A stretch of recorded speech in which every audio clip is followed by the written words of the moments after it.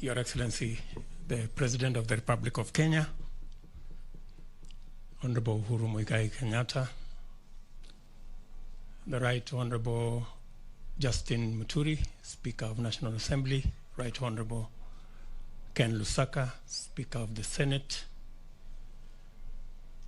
the President of the Supreme Court and our Chief Justice, Madam Koome, political leaders who are present here, the leadership of Parliament, ladies and gentlemen, Bwana Yesu asifiwe. I will be very brief. First, it's been 2 years since we met last at the prayer breakfast. And in the 2 years, so much has happened. We have had the world and Kenya thrown into a spin because of the corona pandemic. Livelihoods, businesses, enterprises, people have suffered immensely. And we've suffered in a way that is unprecedented. It's never been that churches have been closed, mosques have been closed, schools, and many other places.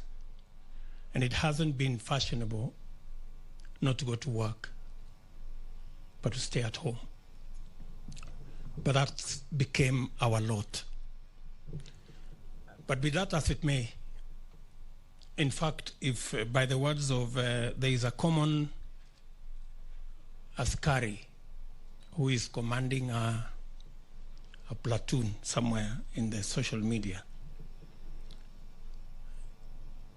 In our case, and that askari says, semeni kimeumana, we would actually have said in the affirmative, because things really became bad.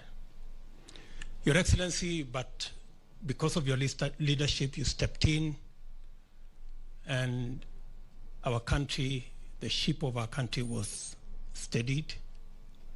We've progressively managed to get ourselves up.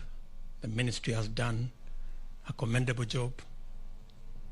And today we are discussing how we are going to vaccinate citizens so that we can get ourselves out of this pandemic and begin to manage the economic issues and all the other issues.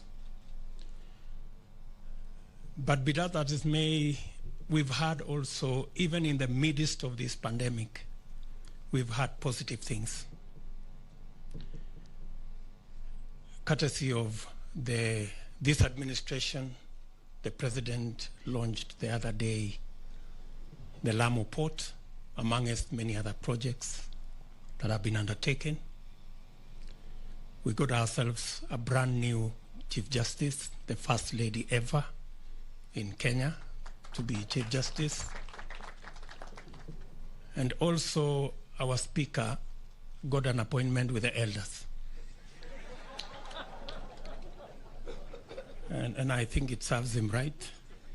After being a speaker for so long, maybe it's time to be a spokesperson.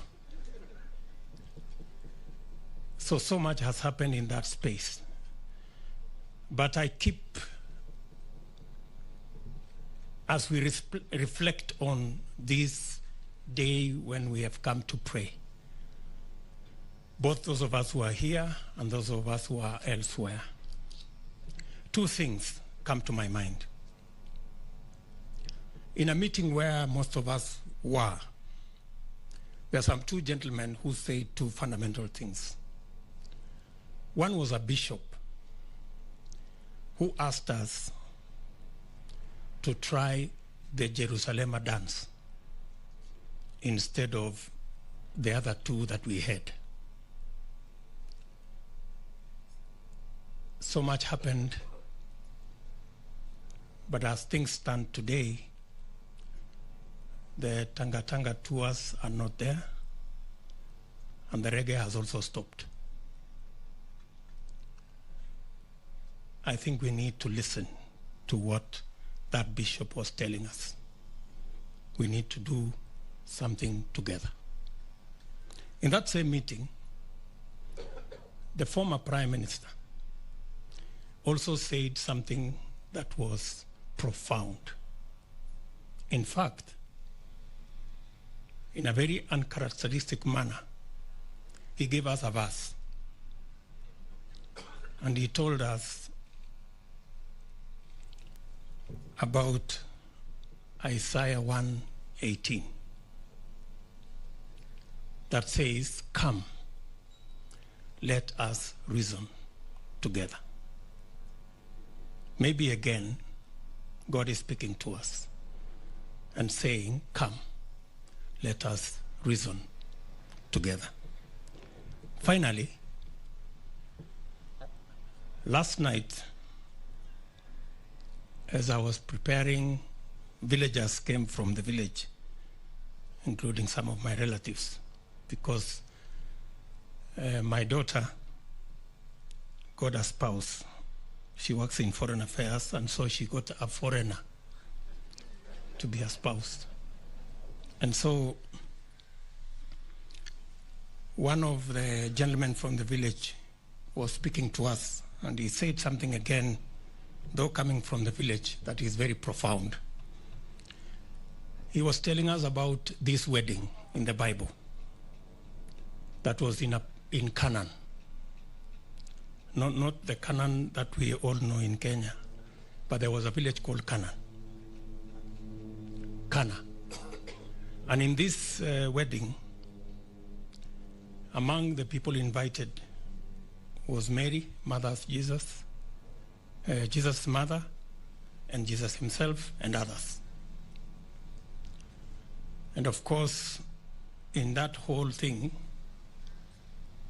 there was trouble, and there was shortage, na pia kiliumana.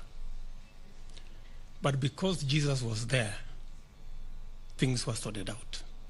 And he was telling us that in whatever plan, in whatever agenda, in whatever mission,